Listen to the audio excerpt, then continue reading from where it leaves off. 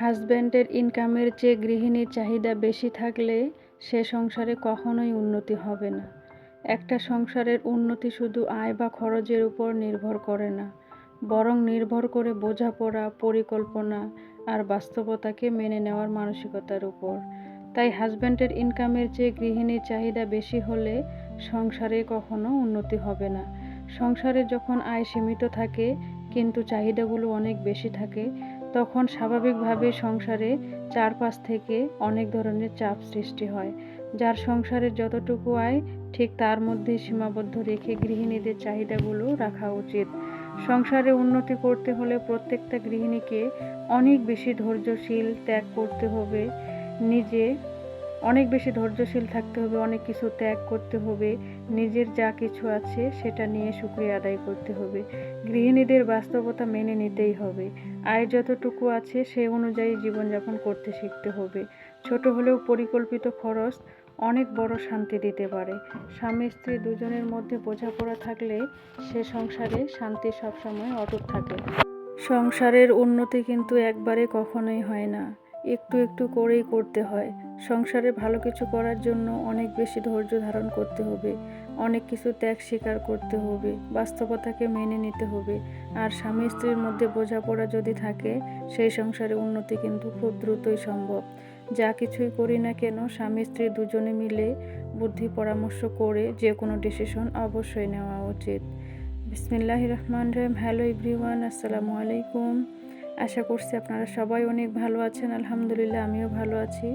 তাই তো চলে এসেছি নতুন দিনের সাথে আমার কিছু কাজ আর গল্প কথা নিয়ে। আশা করছি আপনারাও আমার ভিডিওটির সাথেই থাকবেন। প্লিজ একটা লাইক দিয়ে ভিডিওটুকু কন্টিনিউ করবেন। আর এরকম সাদামাটা লাইফস্টাইল ভিডিও যদি আপনাদের কাছে ভালো লাগে তাহলে চ্যানেলটি সাবস্ক্রাইব করে চ্যানেলটির পাশেই থেকে যাবেন। তো আজকের ভিডিওটি আমি শুরু করেছি সকাল থেকে। তো উঠোন ঝাড়ু দিলাম, দিয়ে এখন বাড়ির পেছন পাশটা ঝাড়ু দিয়ে নিচ্ছি সুন্দর করে। তো আসলে আমরা যারা গৃহিণী আছি, আমরা যারা মধ্যবিত্ত সংসারের গৃহিণী, আমাদের সংসারে ভালো কিছু করার জন্য আমাদের অনেক বেশি ত্যাগ স্বীকার করতে হয়, অনেক ধৈর্য ধরতে হয়, একটু একটু করেই সংসারের উন্নতি করতে হয়, তাই না? আমাদের হাজব্যান্ডের ইনকামগুলো যতটা কম হোক বা যার যেমনই হোক না কেন, সেইখান থেকে কিন্তু আমরা সবাই চেষ্টা করি আমাদের সংসারটা যেন ভালো থাকে, সংসারের মানুষগুলো যেন সবাই ভালো থাকে, সব সময় যেন আমাদের সংসারটাকে আমরা ভালো জায়গায় দেখতে পারি।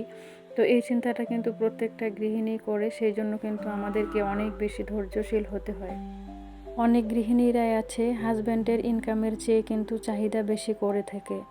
আসলে হাজব্যান্ডের ইনকামের চেয়ে যদি আমরা চাহিদা বেশি করি তাহলে কিন্তু আমরা কখনোই কিছু করতে পারবো না। আমাদের হাজব্যান্ডের ইনকামটা যতটুকু থাকবে ঠিক তার মধ্যেই সীমাবদ্ধ রেখে আমাদেরকে চাহিদা রাখতে হবে। আমাদের ইনকামটা যেমনই হোক না কেন আমাদের চাহিদা কিন্তু তার মধ্যে সীমাবদ্ধ রাখতে হবে, তাই না?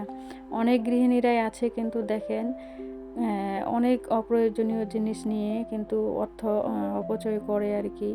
তো অনেক কিছুই কিন্তু তাদের দেখেন যে অনেক পোশাক ভালো আছে কাপড়গুলো, তারপরেও কিন্তু আরও কাপড় নিয়ে ঢিপ করে। তো অনেকে আছে সাজুগুজু করার অনেক অপ্রয়োজনীয় জিনিস কিনে রাখে, বা কোনো একটা জিনিস ভালো লাগলো সেটাও কিন্তু কিনে রাখে। তো যে জিনিসটা প্রয়োজন নেই সেটাও কিন্তু সে কিনে রাখে।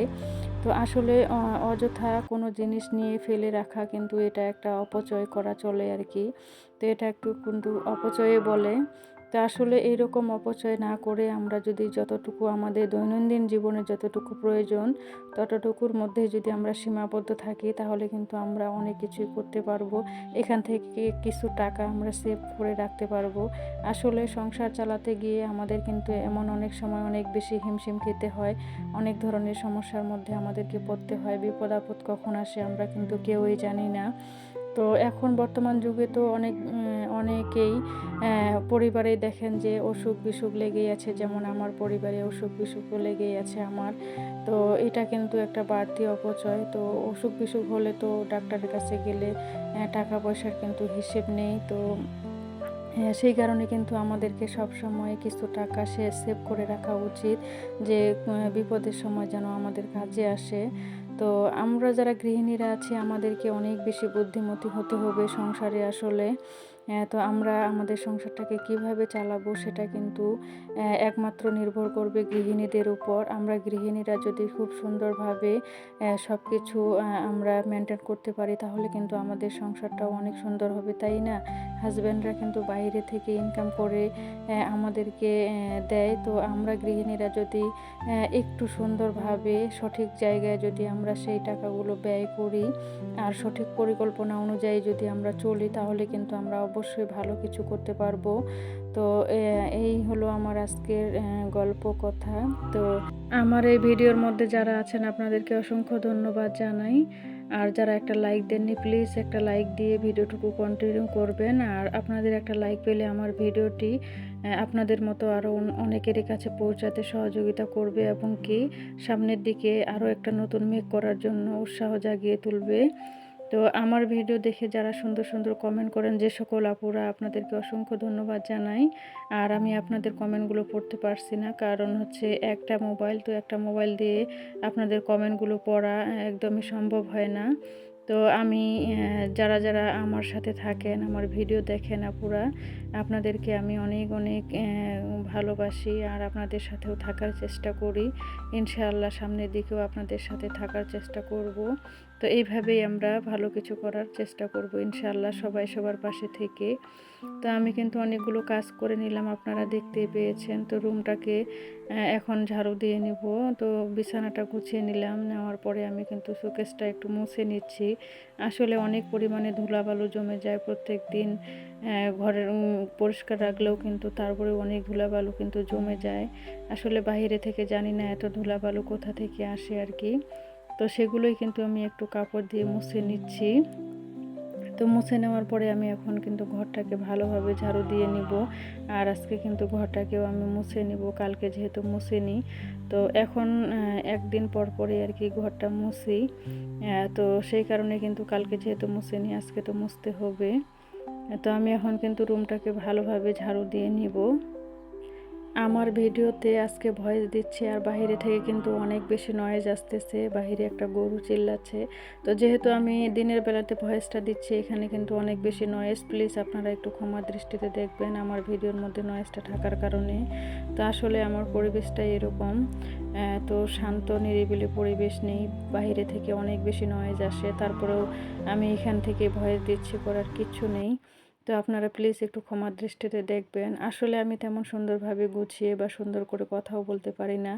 তো আমি যেভাবে কথা বলি অনেক সময় কী থেকে কী বলে ফেলি সেটাও কিন্তু জানি না। প্লিজ আপনারা একটু ক্ষমার দৃষ্টিতে দেখবেন আমাকে।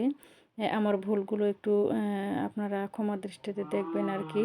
আর সামনে ভালো কিছু করার জন্য একটু অনুপ্রেরণা দিবেন যেন সামনের দিকে ভালো কিছু করতে পারি। তো আমি সুন্দরভাবে কিন্তু ঘরটা ঝাড়ু দিয়ে নিচ্ছি।